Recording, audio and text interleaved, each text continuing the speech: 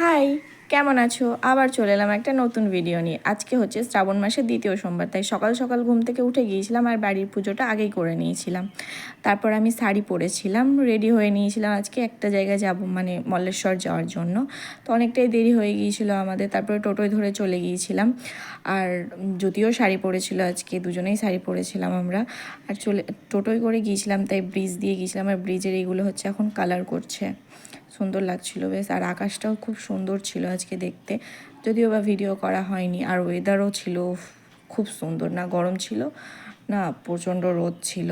তারপর এটা হচ্ছে রথ, আর আমরা গিয়েছিলাম ভিতরে। আর প্রথম সোমবার বলছে কি অনেক ভিড় ছিল, আর আমরা তো প্রথম সোমবার যাইনি, নিমিতলা গিয়েছিলাম। তো দ্বিতীয় সোমবার অতটাও ভিড় ছিল না, মানে ঠিকঠাক ছিল, খুবই কম ছিল সেটাও না, আর খুব বেশি ছিল তাও না।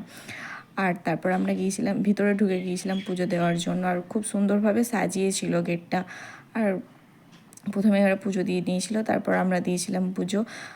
খুব সুন্দর লাগছিল আজকে, কারণ খুব ভিড়ও ছিল না। আর ভিড় হলে ভাল লাগে না, গ্যাঞ্জাম লাগে।